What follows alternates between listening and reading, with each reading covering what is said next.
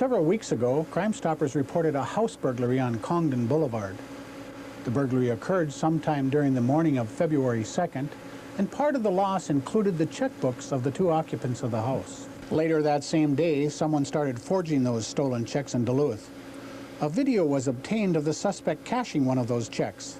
He's a white male about 25 years old with brown, curly, shoulder-length hair. He's about 5'9" tall, with an average build, and wears glasses with light-colored frames. He forged several checks at a 4th Street bar and spent some time at the casino.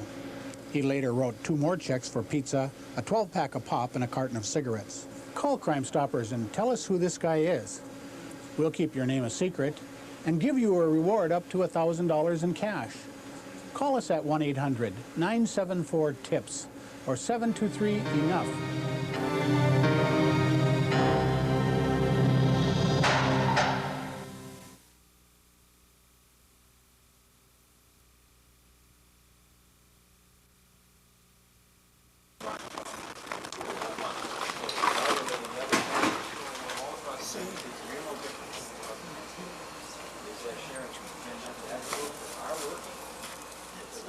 So the whole purpose is to collect the food and get it to those who need it. And it's a great way to make sure that what you give gets to where it's supposed to go. So the economy is very much the problem as far as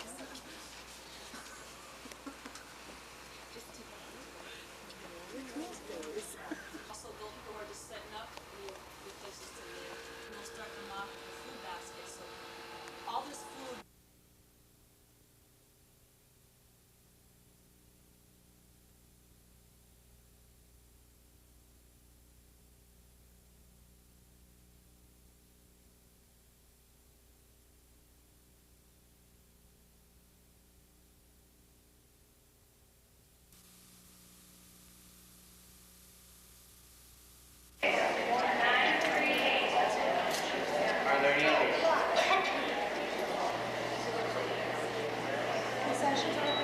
G59. Next speed will be played on your green 223. First we'll be looking for the block of 6. We've just opened for our very first session with an alliance of 4 charities. We have just a little over 200 packets sold for this, or people in attendance for this evening, and we're very pleased with the turnout.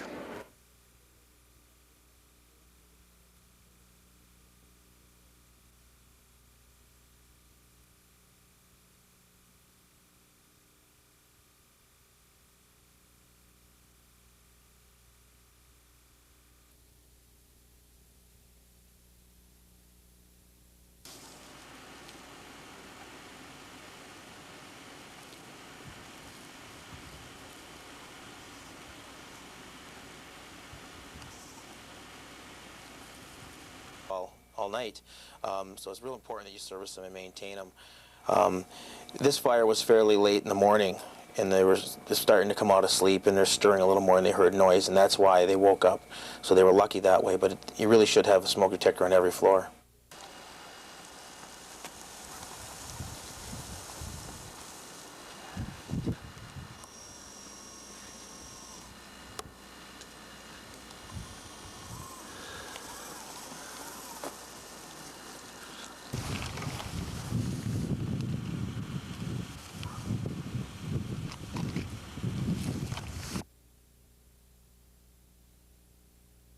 And it's a scary thing to have in Silver Bay. It was that fear that kept about 12% of the student body home from the Silver Bay High School today. School officials say they were disappointed with the no-shows and had hoped to allay the fear with facts. Health officials agree, saying the panic is unwarranted. There's no reason to keep your children home from school because of this, only if they are ill with for some other reason where they wouldn't want to be going to school. Health officials strongly believe this to be an isolated case of bacterial meningitis. In 1994, there were 24 such cases in Minnesota, 27 the year before. Currently, there are 2 cases in the Twin Cities. None of those cases translated into outbreaks. In fact, prior to the Mankato outbreak, it had been 7 years since there had been any multiple cases of meningitis in Minnesota. We just know from past experience that we rarely do see transmission, secondary cases of meningitis and that. It really is a rare event. And so by treating those people who have had immediate, real heavy, close contact with the case, we think we've basically done what's necessary to prevent further cases. What they've done is to provide an antibiotic medicine for members of the Silver Bay hockey team and for others who have been particularly close with the victim.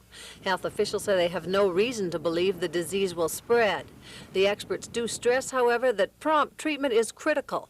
The flu-like symptoms to watch for include high fever, headache, stiff neck, and nausea. Sometimes a pinpoint rash will develop and spread quickly across the body. If you or your child develop these symptoms, immediately contact your doctor. In Duluth, Barbara Riles, News 6.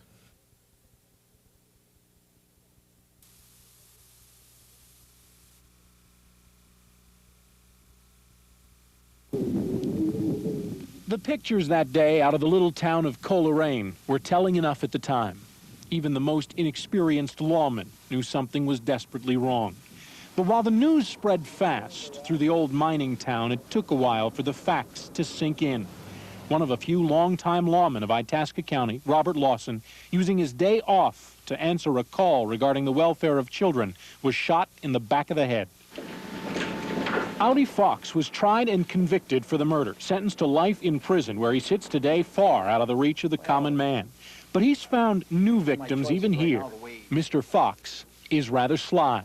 Here inside prison walls, he focuses his anger not with a gun at a lawman's head, but rather with a pen pointed directly at the public.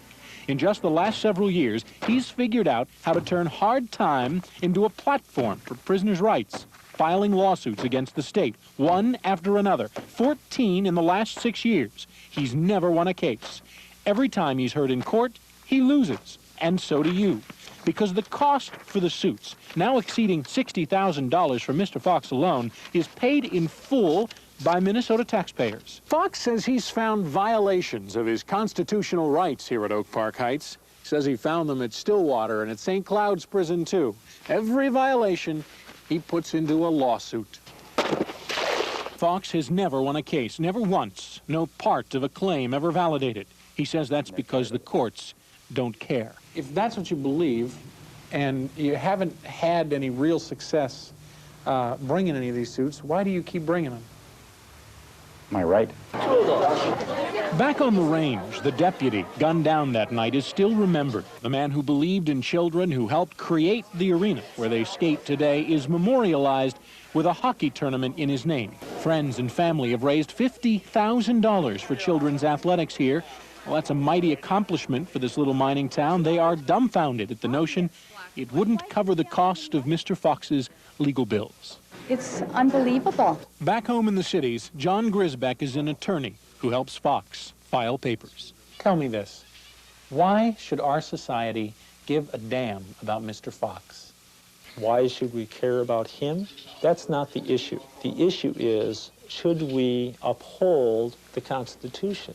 If we deprive Mr. Fox of his due process rights today, it's not a great leap to deprive you or I of those same rights in the outside world. It seems like a big leap. I don't think so.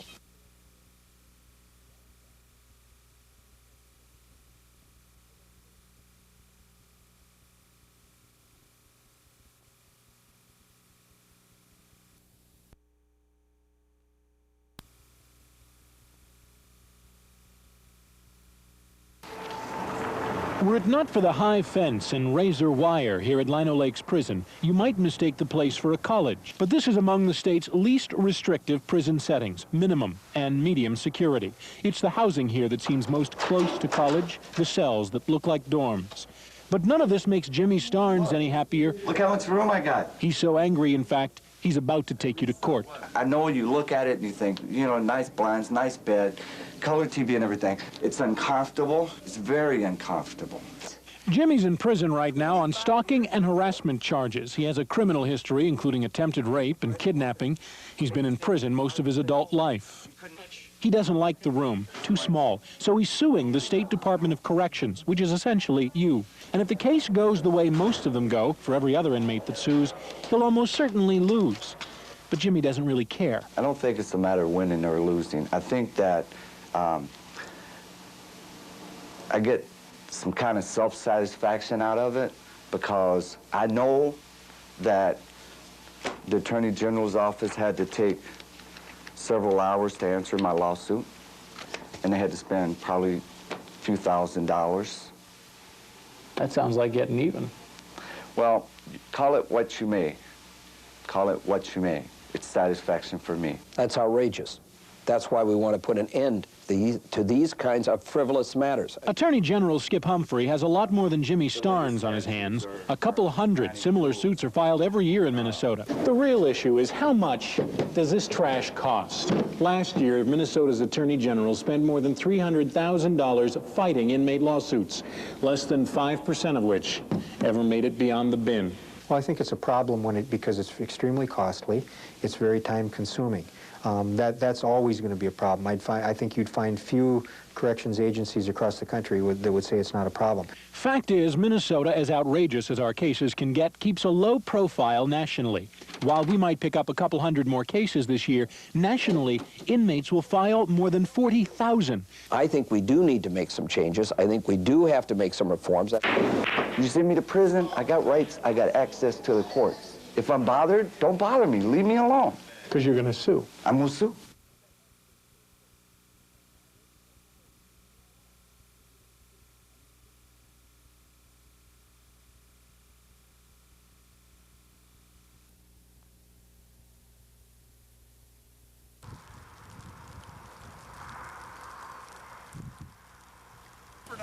Cover, we keep our clock, and it pulls out, there's like an empty space.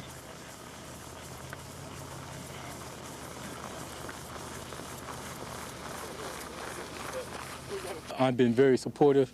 Lots of people have came through, gave me the motivation to keep on, because I thought that I would never see anybody. It's just me, myself, and Rod Raymond running out here in the snow. But when you have dedicated people believing the same dreams that I'm believing in, then it's worthwhile. Yeah. Good.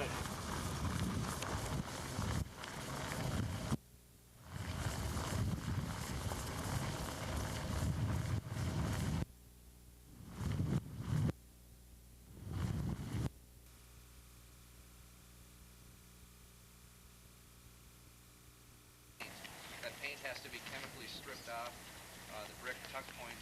And about 4 years ago, somebody we're also very proud of. We've got the fire union. We hope that we will see this Police and Fire Hall of Fame open in 1996 for the 100th anniversary of this building. It was built in 1896. This is all as a result of the dream of a gentleman that I had the privilege of knowing just briefly before his death, Vincent Beaton. The guy standing next to me that could answer a lot more questions about a lot of this than I could. Superior, who was killed in the line of duty when Vincent was just 2 years old.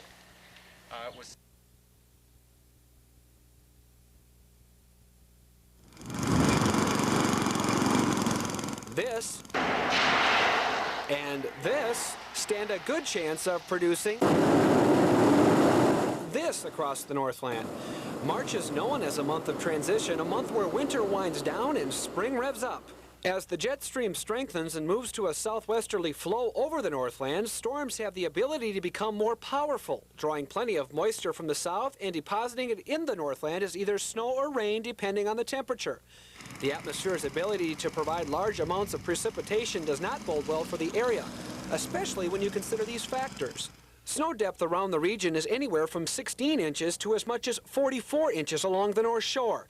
If melted, every 7 inches of snow would create 1 inch of liquid water as runoff. Current snow depth is slightly above normal for this time of the year. Another big factor is the 12 to 24-inch layer of frozen ground. Any runoff from snow melt or heavy rainfall will rush right into rivers, creeks, and streams. Even if the water was able to seep into the ground, it would have a difficult time doing so. A wet fall has produced above normal soil moisture throughout much of the region, so runoff becomes even more likely even when the ground thaws. There are a number of factors that contribute to flooding. Rapid snowmelt can occur from a number of sources. Fog and wind can melt snow the fastest, but warm temperatures are the most likely weather phenomena to melt snow. Any rain we receive will not only directly cause flooding, but will also increase snowmelt. The biggest problem may come from ice jams on Northland lakes and rivers. According to the latest data, the best potential for flooding is throughout the northern Red River Valley. After that, the best chance of floods occurring are right here in the Northland. Translated, a moderate flood potential means area rivers, streams, and creeks could crest near or a few feet over flood stage. Along the Leicester River, I'm News 6 meteorologist John Jetta.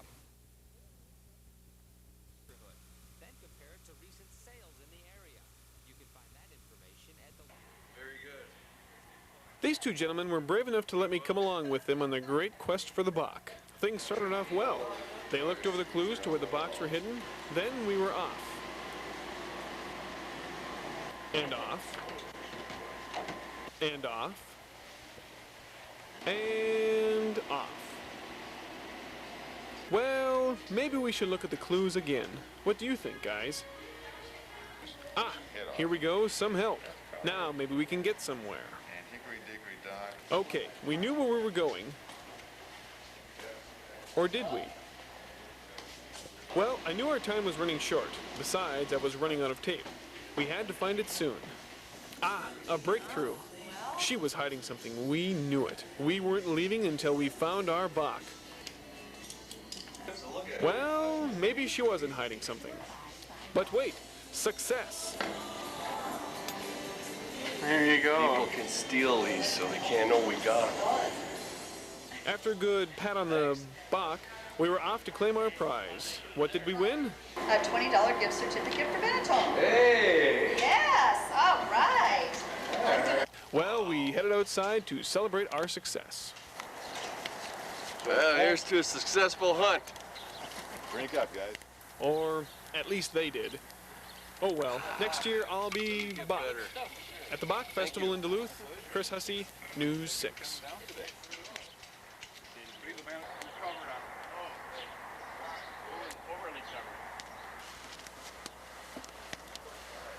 Let it roll over a little bit. That's good. Cool.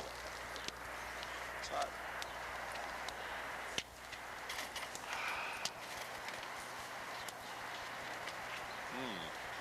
That's good beer.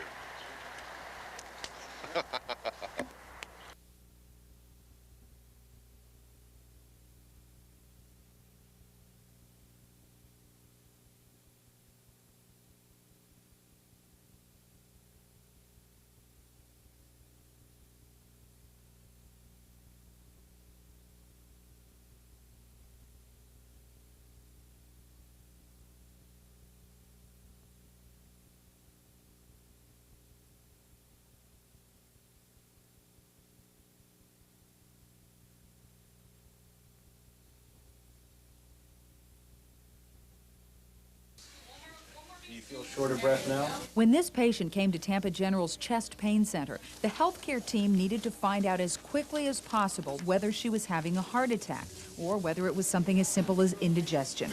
But now researchers have a new tool to help diagnose a heart attack quickly. The study we're reporting reports an entirely different novel approach to the early diagnosis of heart attack. Right now, the most common tool is the electrocardiogram called the EKG, which measures the damage to the heart. Unfortunately, less than half of all patients with heart attacks will actually have definitive changes on their electrocardiogram when they first come to the emergency room. Research at the Mayo Clinic indicates that using a $15 blood test that looks at the change in white blood cells can identify heart attacks in more patients. Used in conjunction with another blood test that looks for markers in the blood that appear when heart cells start to die, the study showed an increase in diagnosis of heart attacks by 25%. If I just take the estimate of 25% and extrapolate that to the United States, where there are 1 million heart attacks a year, it will potentially impact on the care of 250,000 people by leading to their earlier identification. I'm Irene Mayer for NBC News.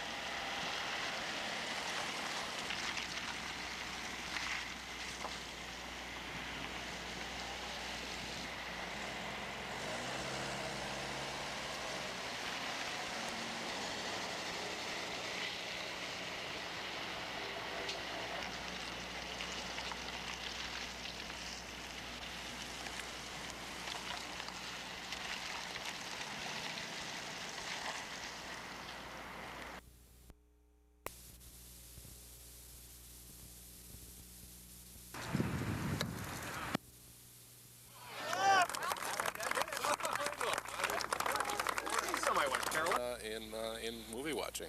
Basically, it's just a very different feeling. It's not a flat screen; it's a dome. You have a real different sense of where you are. The sound capabilities inside are incredible.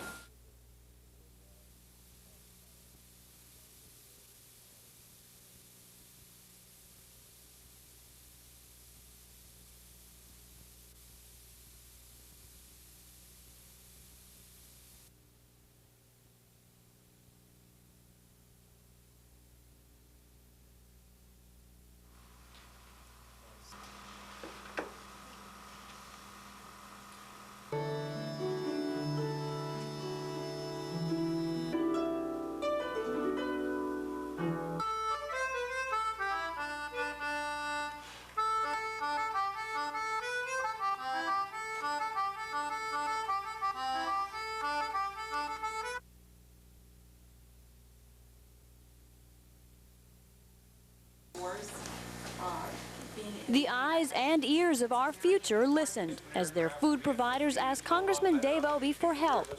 They're worried about a proposal that'll cut a significant amount of money from food programs. If passed, Wisconsin stands to lose over $29 million within 5 years. The problem in this country is that all too often, when we have budget squeezes, the people who are asked to be in the first line for the cuts are the people who are the most vulnerable. And I kind of think that's backwards. The political argument has always been that schools should provide food for kids without the government's help. But school officials say there are so many kids in need, they can't do it on their own.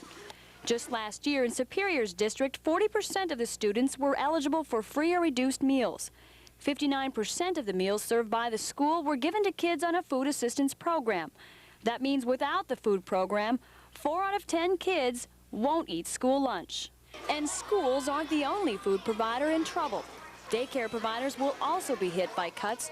Jacqueline Strand is the director for Northwestern Wisconsin Child Care. They provide food for over 10 counties. So we're concerned what's going to happen with the children, what's going to happen with the families, what's going to happen with the providers. Congressman Dave Obey has promised to take his concerns back to Washington and fight for food providers. But he says it could be at least another month before we know how we'll be feeding our future. In Superior, Molly McMillan, Channel 6 News.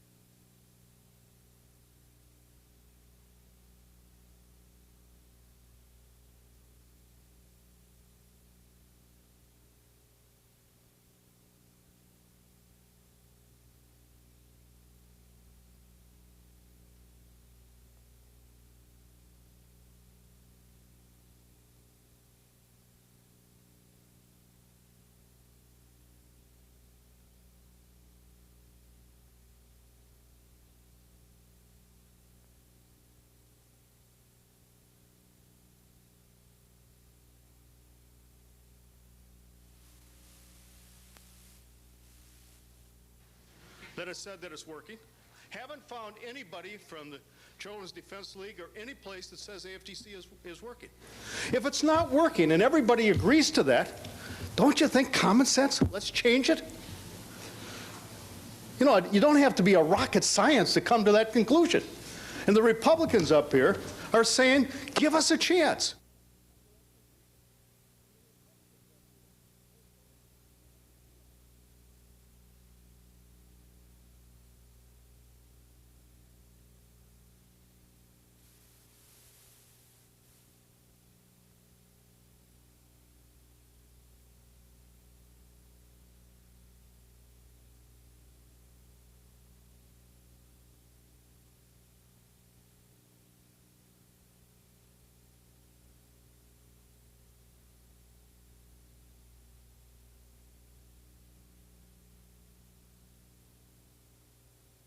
So it goes beyond the 350. It's anticipated there will be probably another 500 jobs beyond that.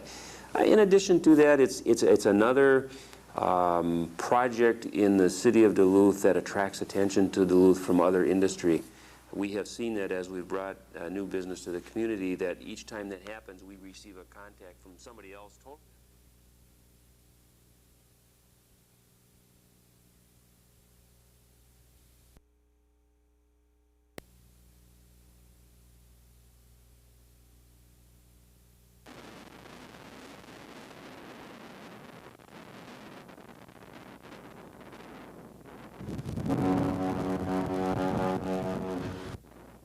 They're just stuck.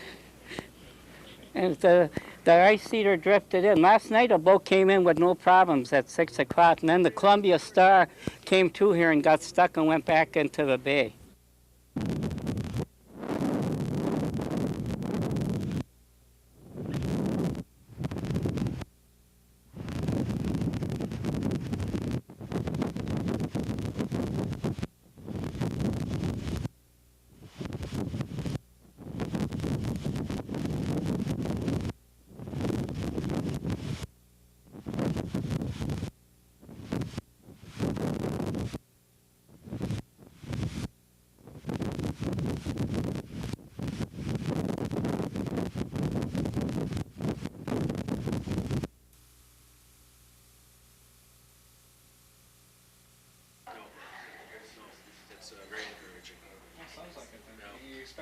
We looked at the engineering feasibility for the site. It was decided that there would be better options for us elsewhere. The cost of engineering and putting the boat there would be exceedingly high, and also there was a possibility that the boat being in that position could cause wave action that would be detrimental to the mooring of the Irvin.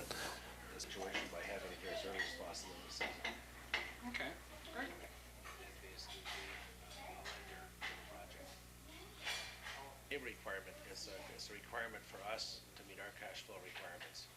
We would like to have it open for tours by the 4th of July so that we can get at least a full half season. So we would need that leg up in the situation by having it here as early as possible in the season. Okay. Great. Okay. 50 mark of this third overtime. In front, scores! Schermerhorn! Schermerhorn for Maine, and the Black Bears win it!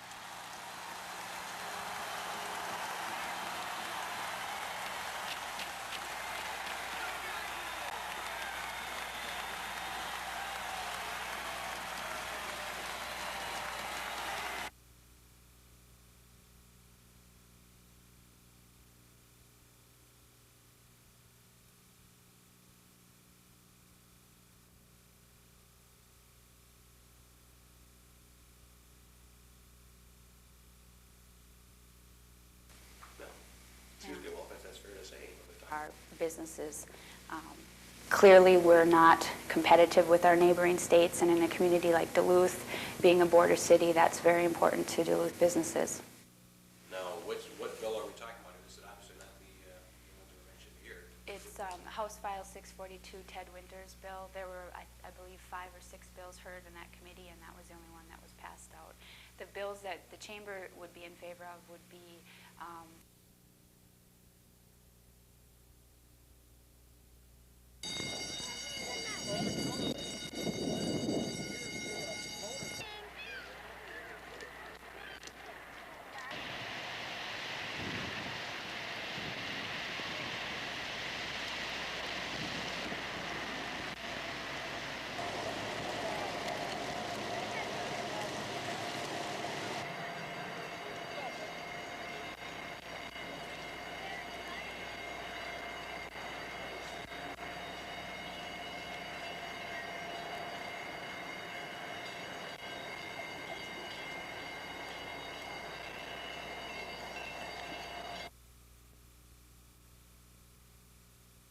sort of interest of us, the people that finished right behind us in the primary, the boarders coming on board, and that's another reason I'm feeling a lot of endurance.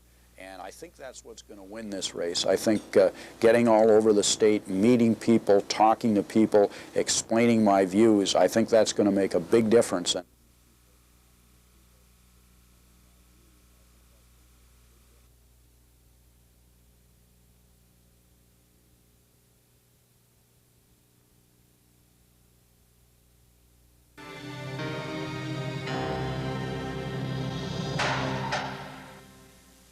On November 25th, a young woman shopped at a local department store and wrote a check for $145 to pay for her purchases. She returned to the same store 2 days later and wrote another check for $105. The checks were worthless.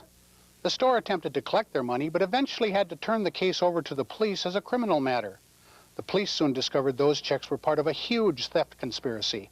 The woman had opened a checking account with less than $100 and then wrote nearly $17,000 worth of worthless checks. She's disappeared now, and police are wondering if the identification she used was really hers. If you know anything about her, Crime Stoppers would like you to tell us. Crime Stoppers would also like to have you help reduce this type of crime by demanding to see some photo identification when someone buys something from you with a check. Our number is 1-800-974-TIPS or 723-ENOUGH.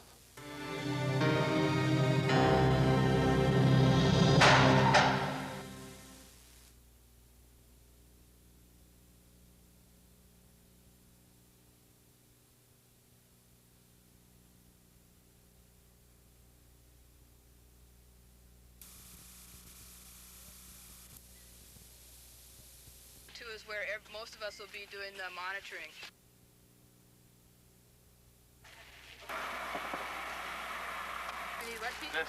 Specifically, we'd like to try to recognize some of the academic scholars that we have in this region. So we established a financial fund drive and approached a group of individuals which we call our Friends of U Summer.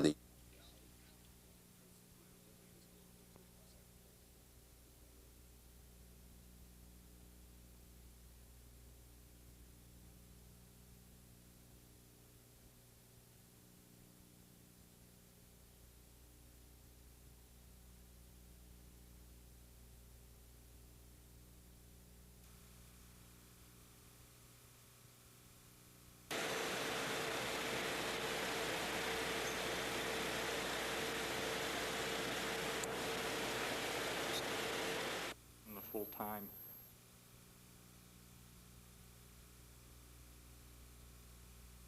My plan is to make the investments in people and in equipment and in systems that are necessary in order for the company to indeed grow and develop.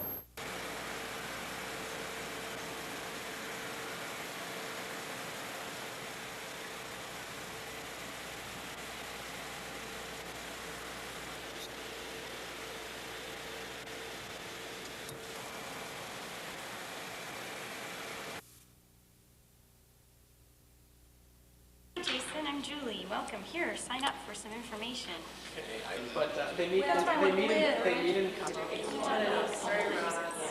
You have to apply with quite a bit of materials just because we want to know that you're serious about filmmaking or you're serious about making your project.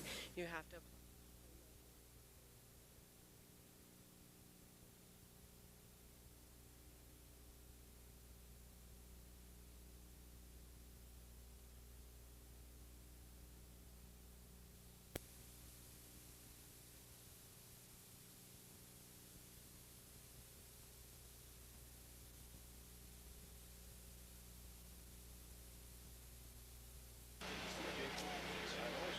It's the time of year when your boat seems to be calling your name. The fishing opener is just around the corner. Yeah, it really gets the adrenaline going, and especially with a day like today, it really gets everybody pumped up, including ourselves, of course, and just can't wait for the opener to start. But while it's nearly time to get in the boat, this year there are a few things you should know before heading onto the water. First, there's been a change in the life jacket laws in Minnesota. Starting this year, a boat over 17 feet in length must carry a wearable and secondary flotation device for each person inside. It might mean spending a few more dollars at the store, but if it saves your life, it's worth it. Excellent law. There are a lot of instances where people fall out of boats or something happens. If you've got something you can toss to them, so much the better. And I think as anglers, we need to take a strong look at where both Minnesota and Ontario is coming from and try to really relate to the both sides of the issue. Arguments aside, this is a time when Tuma says we're supposed to remember what fishing is really all about. And the main thing is really what we need not ever to lose sight of it. If we're going fishing, we want to go fishing and catch a few fish and have a lot of fun. That's really what fishing is all about, and we should never try to lose track of that. In Duluth, Jeff Pappas, Channel 6 News.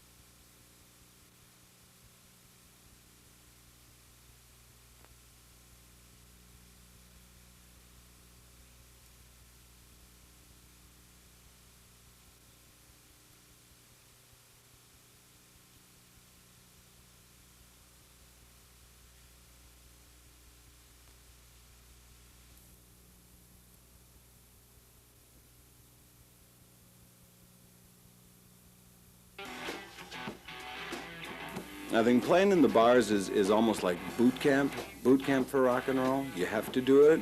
If you don't do it, you really can't talk about rock and roll. That's where you cut your teeth.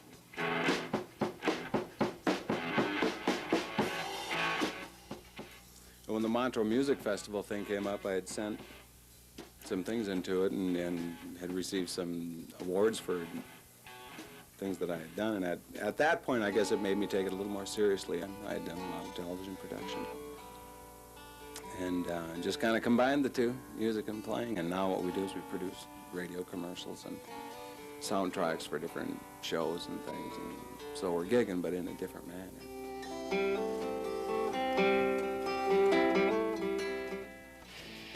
The Duluth music scene is starting to take off, and we're glad to be a part of that. Hope to continue to do so in the future.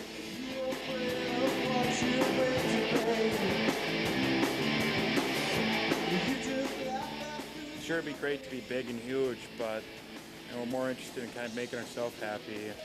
The local stations, radio stations, have been pretty good about playing our music on the air.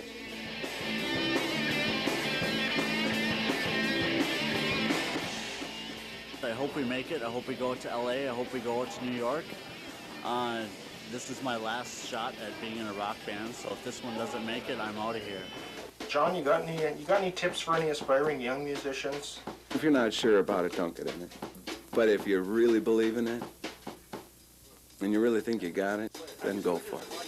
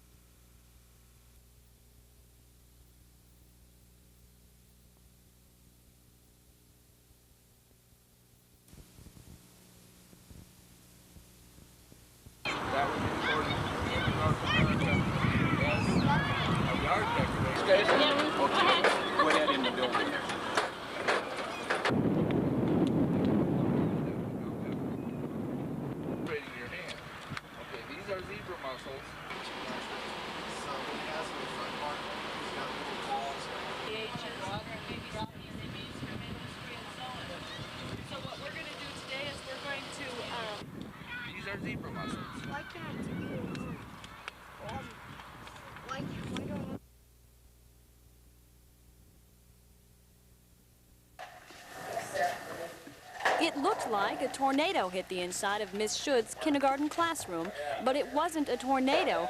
Police say vandals broke in, splattered paint, dumped over aquariums, and broke toys. With no place to have class, parents were told to bring their kindergartners home from school today. Yes, it's disheartening for everyone, and parents alike.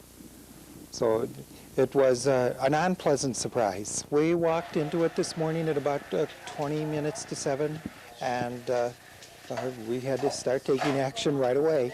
While parents and staff cleaned up what was savable, there wasn't much left of Sandy Johnson's classroom.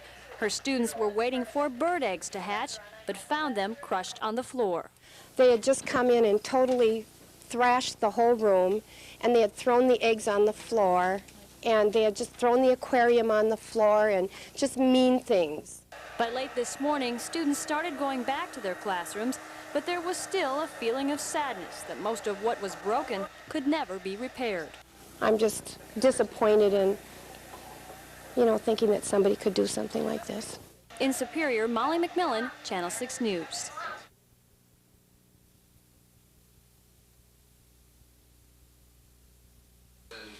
Reinvented questions that are way off in another direction. Many hours on this one to say, no, we don't need it now. Never handle. We probably spend a lot of time looking at this information before. Still, you're building up to payment on the bonds. So say the construction's 10 months, you have capitalized interest for 6.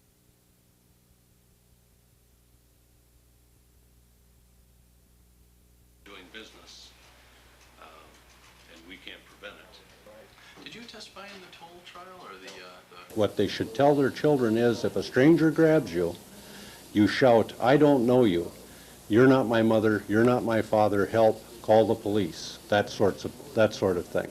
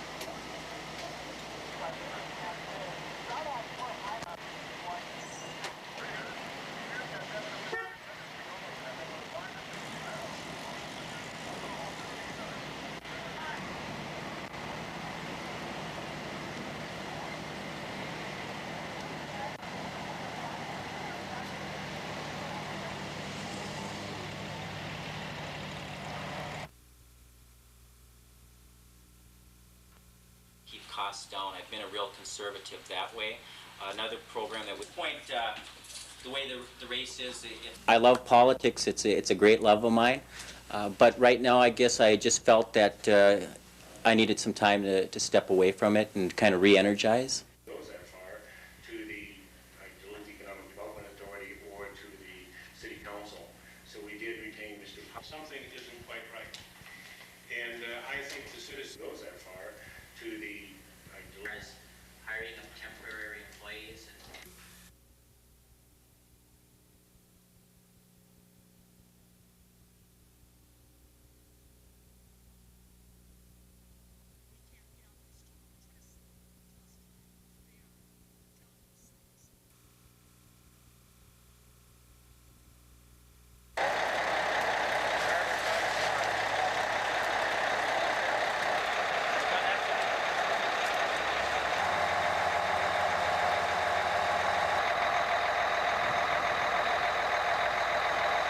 Traffic on this road? With all the traffic on Highway 53, this is the first incident that we've been involved in approximately 10 years, and it's once is too often, and you know, we appreciate the concerns that everybody's taken and help that everybody's given us.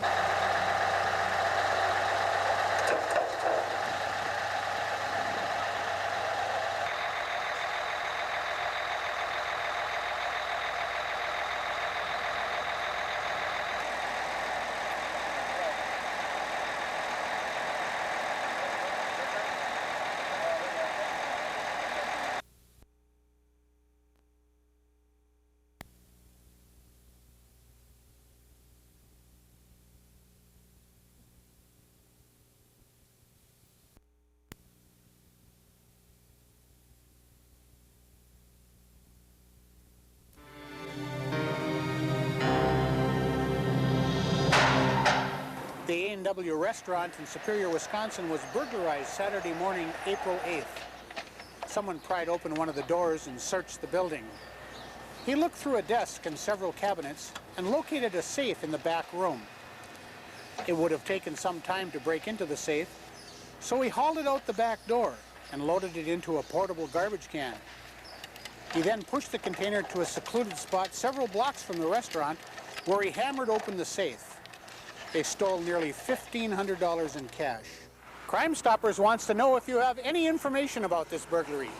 We'll give you up to $1,000 for that information and keep your name anonymous. Call us at 1-800-974-TIPS or 723-ENOUGH.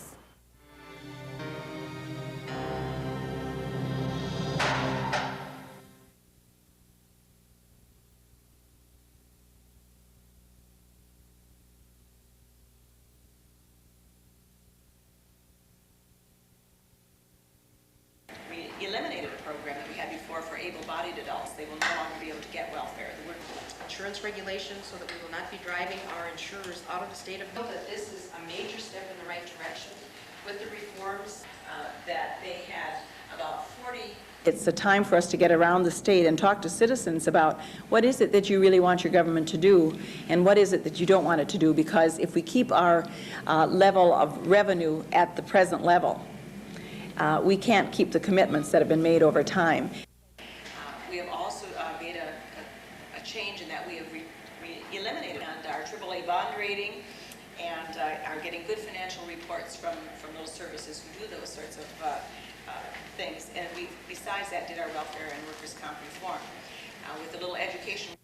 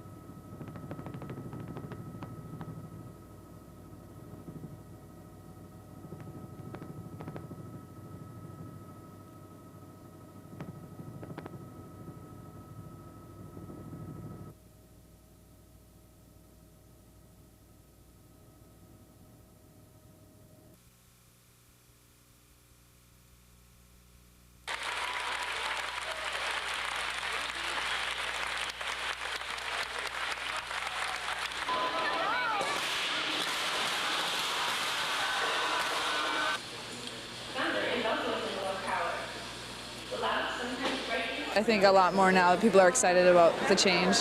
I think it'll be an exciting new opportunity.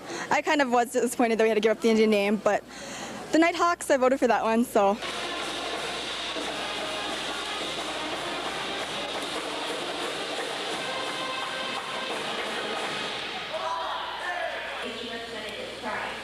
And includes the faculty of the school as well as the community in the celebration of this new era.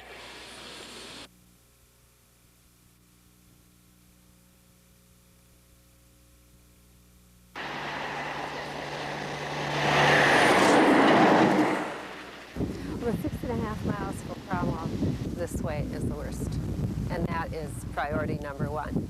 Highway 73 has a reputation for being a rough highway, a reputation that's causing travelers to drive elsewhere. People are going along I-35.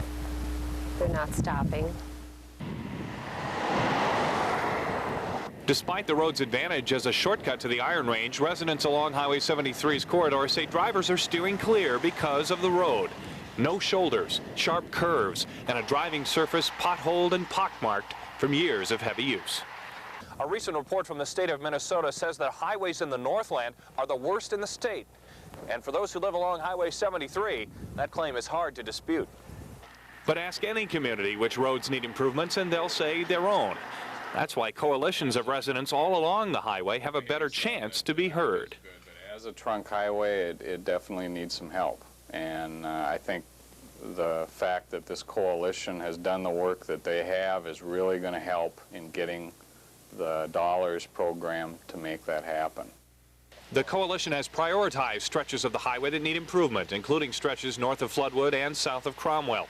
And the Minnesota Department of Transportation is spending $2.5 million over the next 3 years. Now what we're going to be talking about tonight is the prioritization that the coalition has helped us achieve of parts of Highway 73 that are the most important to those communities, so we can then begin to address those with the limited funds that we have at our disposal. But that's only the beginning. Residents have identified $32 million worth of potential improvements. All they need is funding from the legislature to improve the road. They don't get any better. You can only defer doing work on a road that wears out so long. And there are still many miles of road to improve, but the first projects will start this summer. That, say coalition members, makes their efforts worthwhile. The grassroots people do make a difference. On Highway 73, Derek Hines, Channel 6 News. It's been a real educational thing for me.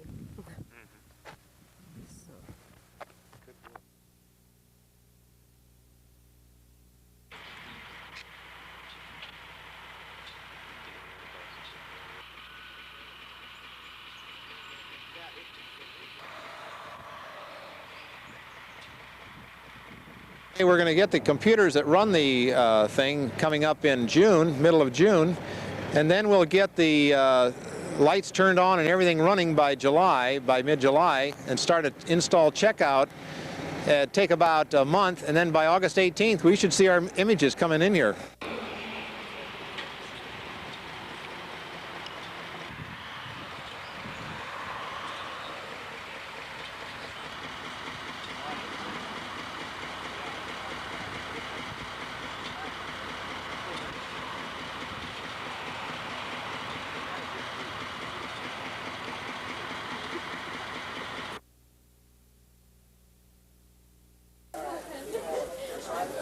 The proposed cuts affect all 4 branches of the university system. UMD has to pay its share, and it may just be the tip of the iceberg. The Department of Industrial Technical Studies is being closed and its master's program transferred to the College of Science and Engineering. Washburn Hall is being closed, staff is being downsized to eliminate 8.5 positions, and athletics is feeling the pinch too. UMD Vice Chancellor Greg Fox says it's better to cut programs completely rather than piecemeal. We're trying to be programmatic in our approach to the retrenchment, thinking that it is better to eliminate an entire program or unit rather than continue to erode everything. The cuts and recent tuition hikes have students worried. Student body president Don Ness says that higher costs may price a university education out of reach. When that happens, they're going to start losing students. As they lose students, then the rest of the students that are going to the university are going to have to bear the burden, pay more tuition, and it's a bad cycle that we're in right now. Fox says the situation is far from bleak, though. Investment income to the tune of $1.8 million has already been granted to UMD for equipment and improvements, including the new campus center. But Fox warns the university has to be financially prepared for the future. It better be pretty good, because this is the middle of the storm. This is not the beginning, and it's not the end. In Duluth, Jeff Pappas, Channel 6 News.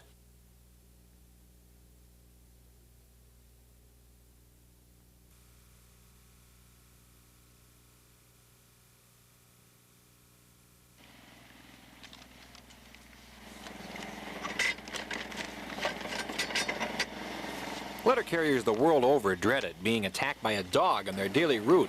It happened twice to Mike Petosha in his first 90 days with the Postal Service. Yeah, they just seem to sense. They know when you're walking up the street and you can hear them barking in the windows or through the doors. They just sense that you're coming up. It's just, I don't know, dogs have that sense. In the last 18 months, 16 Duluth letter carriers have been bitten by dogs and another injured trying to escape an attack. As a result, the Duluth Post Office is mailing this card to every address in town to let people know how to keep dogs under control. I believe that blanketing them like that, whether you have a dog or not, because there's some problems sometimes where there's a dog on a block that might cause problems for the whole block. If we have to curtail mail because of a dog, it may get to the point we might have to curtail the mail for the whole block. Of course, not all victims are mail carriers. The Humane Society says most people are bitten by dogs they thought were friendly. Ronald McDonald of Proctor was bitten in the face by a Labrador that he thought wouldn't hurt a fly. I would have never, thought that, it was a Labrador, and it's not really that vicious, Just one of them things, they're a dog. If you're about to be attacked by a strange dog, you're advised to not do several things. Don't run past the dog, scream, or approach. Stay still. And to owners, an unneutered dog is more likely to bite. And seek obedience training if your pet is too aggressive. In Duluth, Jeff Pappas, Channel 6 News.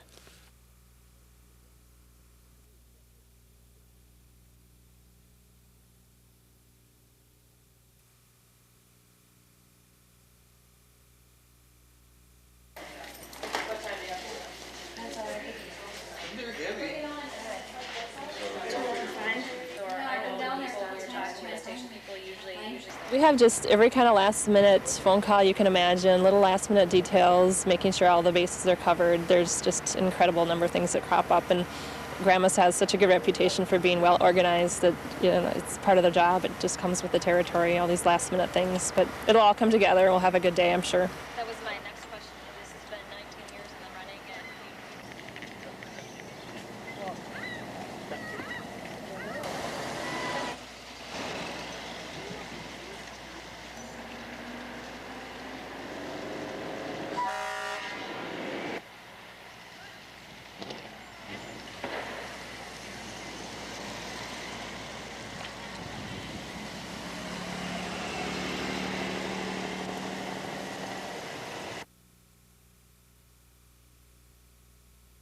and right now.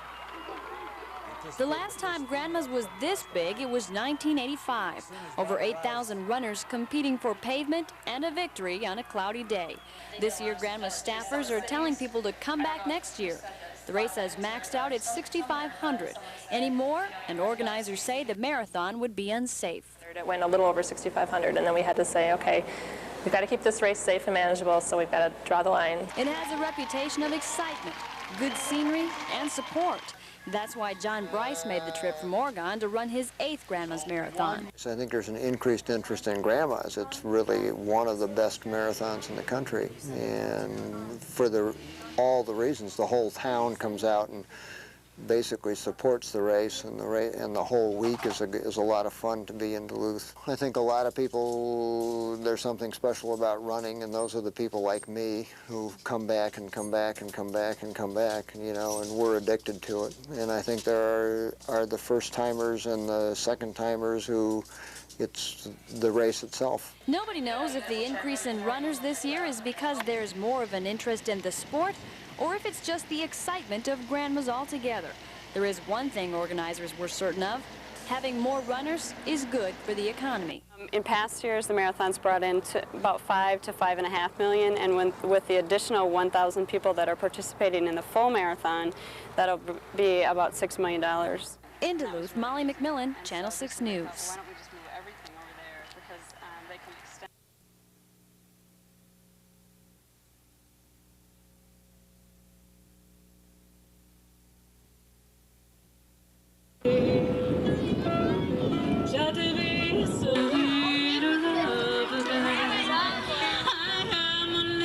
It's fun to come and listen to music in the park. I think of the three of us, none of us have ever done this before.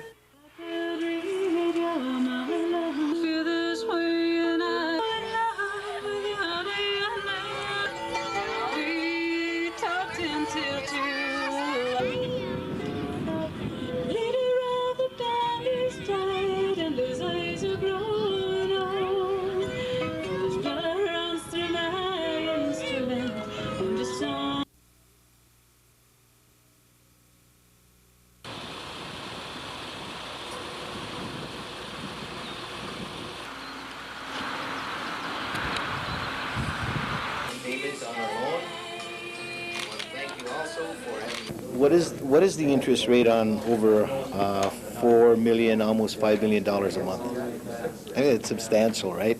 So we save that amount by paying off early.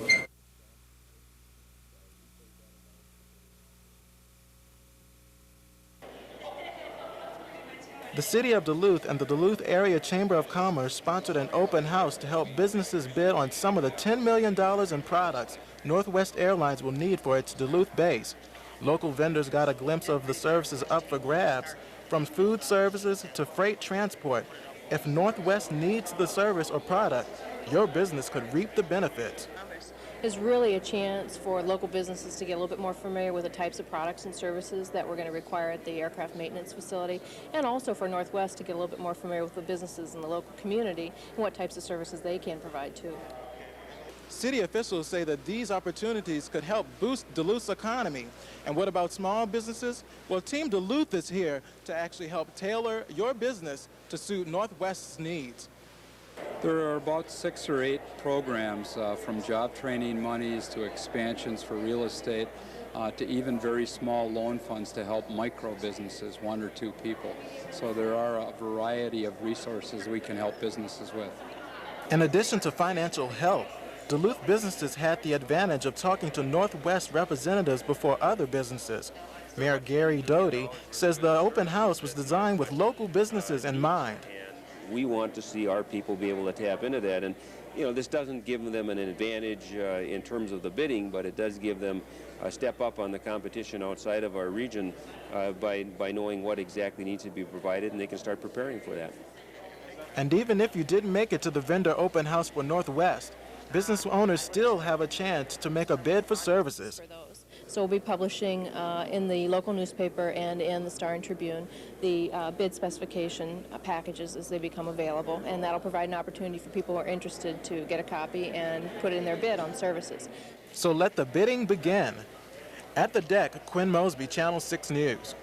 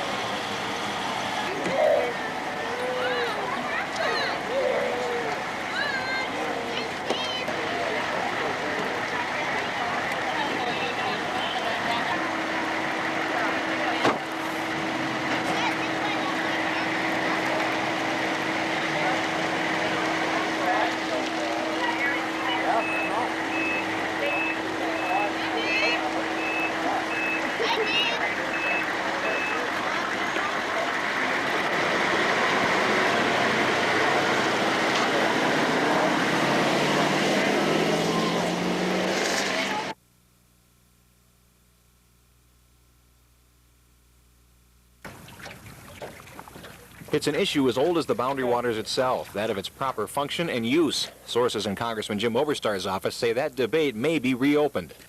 Oberstar has already sponsored a bill to relax wilderness rules in Voyageurs National Park, but he's considering a similar bill aimed at the BWCA.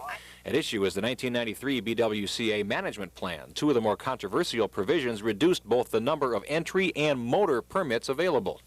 Oberstar has always supported remotorizing certain portages, but environmentalists fear more sweeping changes in any legislation. Such as reopening many of the lakes to motorized usage, a snowmobile trail along the international border lakes from west to east, and reopening the truck portages. And Congressman Oberstar's office has confirmed that he is working on a bill now to implement these suggestions. Now, Oberstar's office says citing specifics is premature since the bill is still being developed, but is likely to call for reopening the 3 motorized portages. Spokesman would not say if a snowmobile route or an increase in the BWCA permit quota would be included, but wouldn't rule them out either. Sources say the BWCA issue is still on the back burner for now. The Voyageurs legislation will come first, but more change in Northland wilderness management may soon be in the air. Jeff Pappas, Channel 6 News.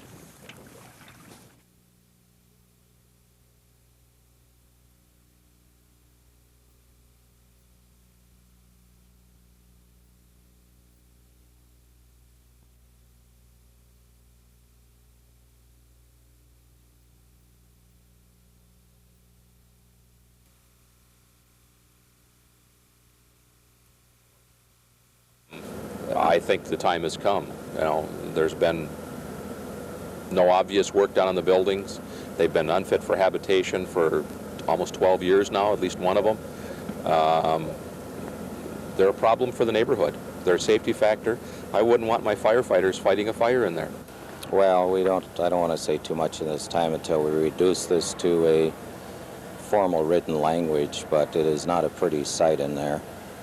He has either worn out or torn out a lot of items. The kitchen, the bathroom, and everything is, living rooms and the bedrooms are in a great disrepair. There is also a lot of clothing and a lot of garbage laying around.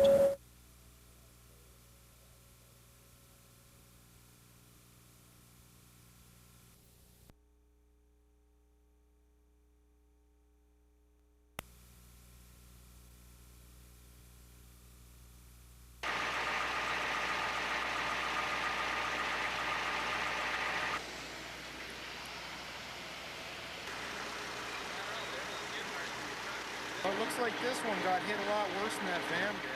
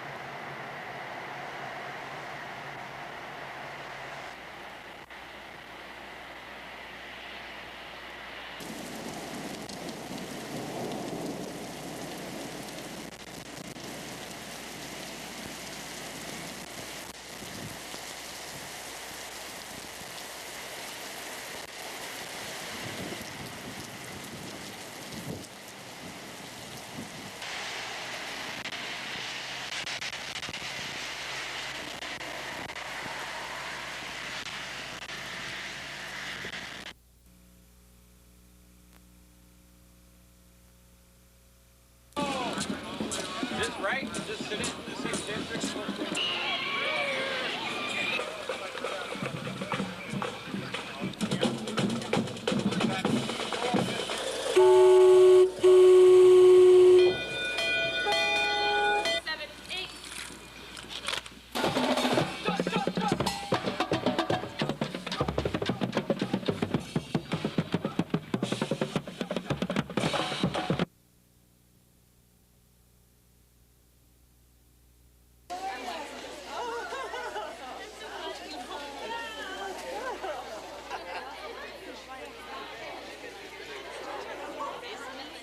It was pretty much normal. We got there and then had supper, which was kind of, we had beef and potatoes and peas. And then we watched rugby, which is kind of like football.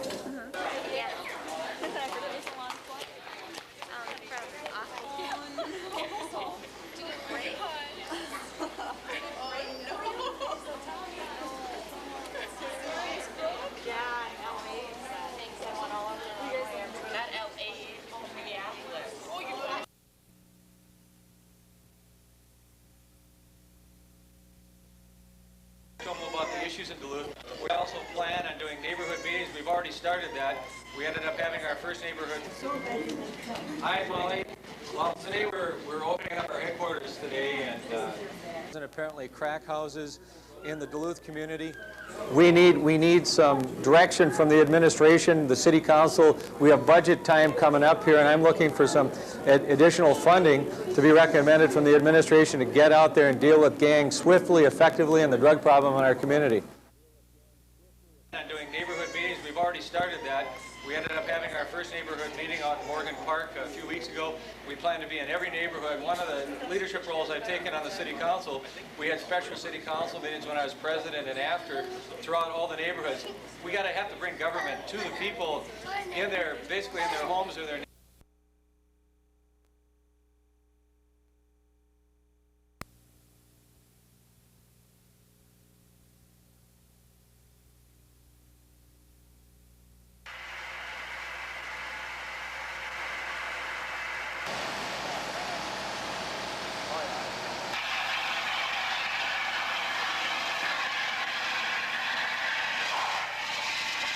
have our people familiar with what to do in case of an emergency, in case that one of these liquefied petroleum gas tankers should roll over or should be involved in an accident. How do you respond to it?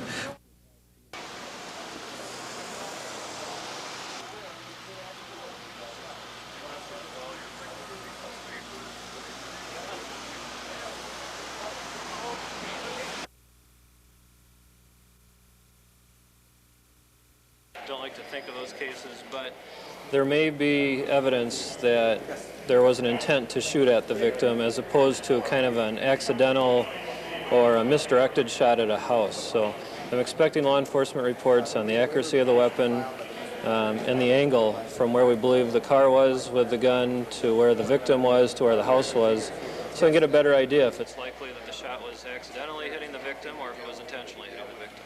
Have there been any statements made by the three who have been arrested that might...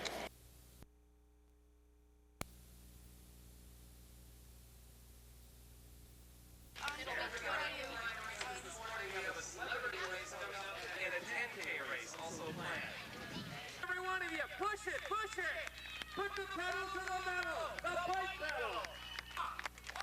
Good luck, racers. People that want to just get out, they might want to race a little, but they're not the avid racers. The avid racers, we still want to serve them too, but the growth segment's going to come from the citizens.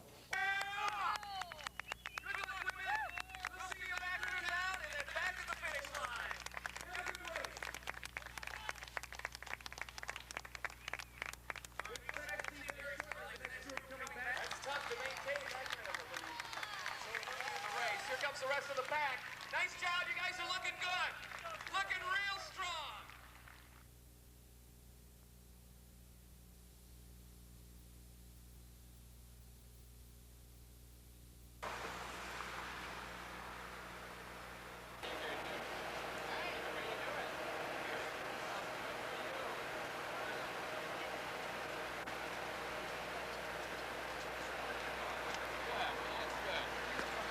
The Republican leadership in the Congress is planning to make not only changes in spending, but changes in the operation of government programs. They are changing substantive law in the context of the appropriations bills and thereby doing double damage. Freedom Assist in 1963 when that program was, it's just amazing what they're doing. I was working on the unit. Really? Oh, for goodness sake. Where was your home originally? Oh, you're right from here then. Yeah. That's why I got all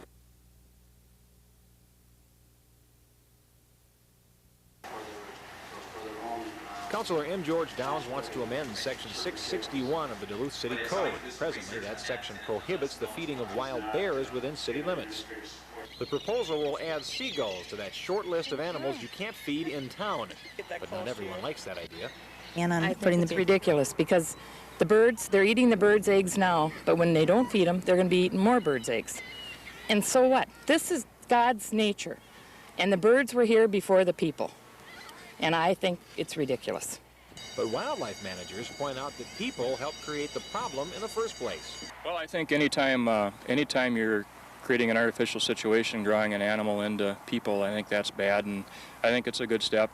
I think it would be difficult to enforce. Enforcement might not be the issue. Rather, it might be frustration. Ring-billed gulls are posing problems for at least two types of Lake Superior waterfowl that are protected by federal law.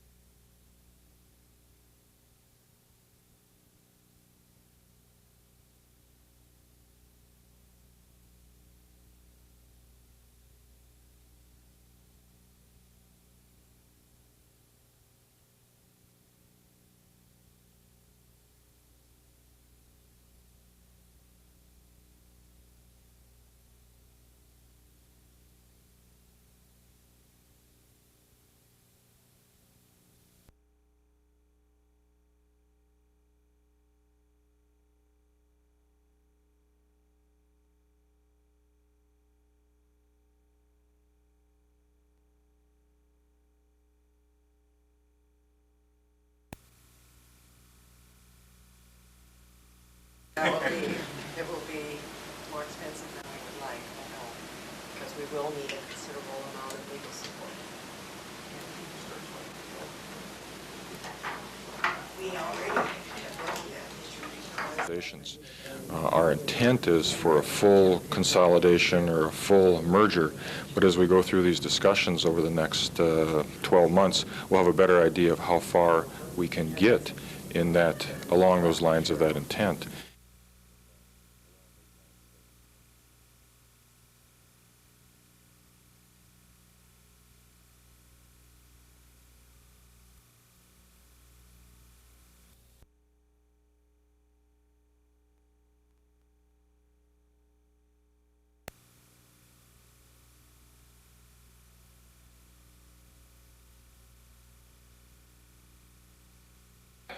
They're all going to want to see that. But I think it's very important that we get in front of the people and it's a smear campaign developed and asked to lead if you are elected by the people. I have a son that's 2 years old, and one of the fears that I have for this community is to see him when he's in grade school, that gangs and drugs are going to drop down to the grade school level. Right? That'll be on the next agenda session also. We voted a lot of equipment a long time ago, and we're waiting. And air conditioning. Scientific, some not so scientific, but they all say the same thing. Herb Bergson is ahead of Mayor Doty. Everybody else trails far behind. I'd like each candidate to answer the question, do you believe in polls? If so, are you doing anything different in your campaign?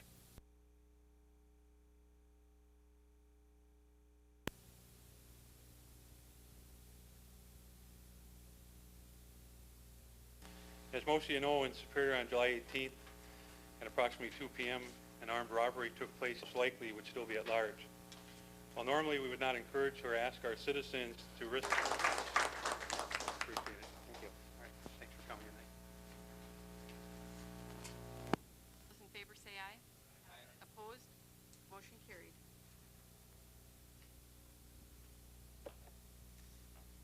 Item 1 is the Douglas County Commission on Aging Incorporated. Director Brad Beckman is advising they wish to contract with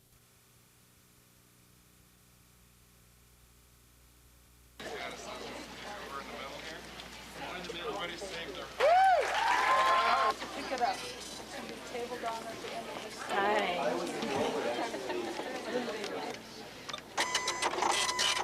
I think we're going to spice things up a little bit. I think we target the average American. I think we have a tremendous amount of value. We offer a lot of brand names at affordable prices, which is what people want these days.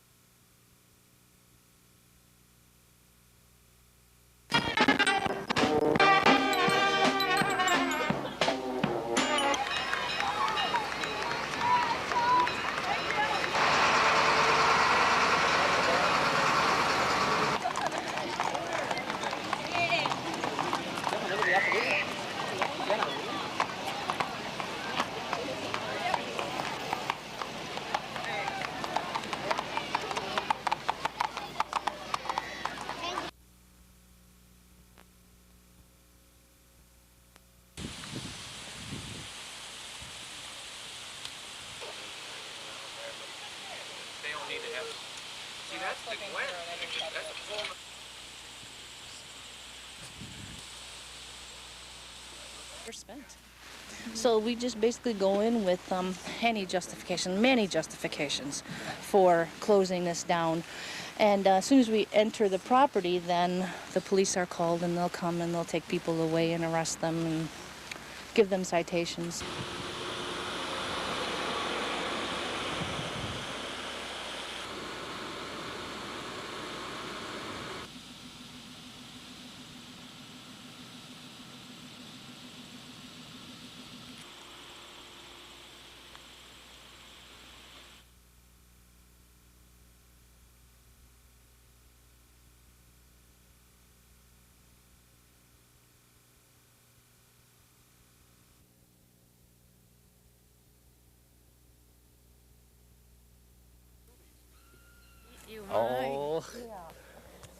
got to do it. Oh, yeah. This is my daughter, Roxy. Hi, Roxy. Gene Dirksen and Jackie Silke have never met before, but with his children and her great-grandson on hand, they came to share memories of a young woman who died 3.5 years ago. And this is when in Mankato she received the cum laude. This is her in memory of Sean. Okay. Sean Silke was 26 when a car accident severed her spine. After much soul-searching, her family decided to donate 5 of her organs. I'm sure she would have wanted to. We just never talked about it. You know, you're 26 years old, you're full of life. You don't talk about that. And I've told my family so many times I probably wouldn't be here if it wasn't for Sean. You still have insulin being produced by your islets. Just hours after Sean died, Dirksen received her kidney and islet cells from her pancreas. He'd been on a transplant waiting list more than a year and had lost kidney function and much of his eyesight to diabetes. Now he lives almost insulin-free. I had my checkups this morning at the university, and they came out just fine. We have been given a gift of life that was very important for our family. Meetings like this between donor family and recipient are rare, but both said they needed this closure. And then we have contact with each other, and I think it's great to know that your daughter's living on in someone else. So I think it's a really honor, and I feel that I have life from another family. Well, you get to Faribault, you can come out and live on a lake, you can fish. Ooh, take good care of yourself. I'm so glad it worked out. Yes, I am too. Man. You bet. Yes. And you too. The family say they may see each other again. Even if they don't, they are forever linked by the spirit of a young woman who lives on in Gene Dirksen. Yes, that's where we're going. Yes. That's where we're headed. Hang in there. All right. We love you. Keep in touch. Bye.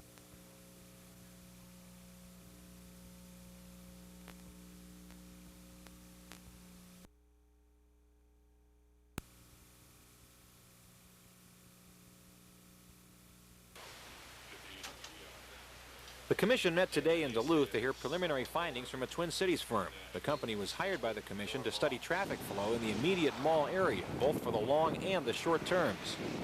This committee is dealing with the fact that long-term planning as well. I mean, it's no secret as the years go on, there's going to be more traffic on that Miller Hill area, and we have to deal with that. The only thing for certain about expansion in the mall area is that nothing's for sure, and that the road network around Miller Hill will almost certainly change.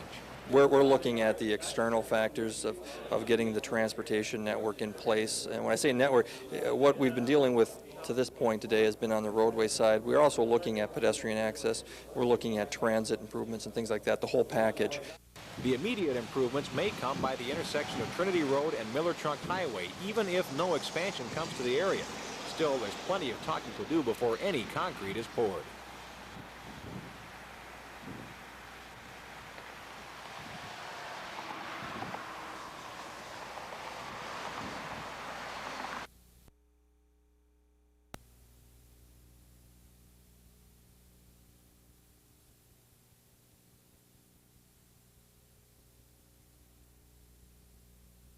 Bond was set at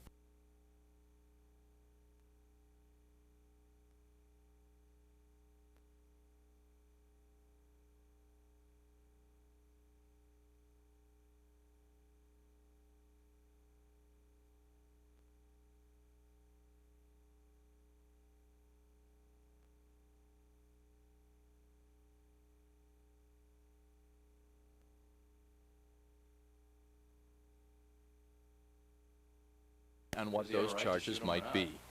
That's going to be up to the courts to decide if he's charged with it. That can go a lot of variety of ways. The incident began Tuesday night at this trailer home north of Barnes. Investigators say Schreck and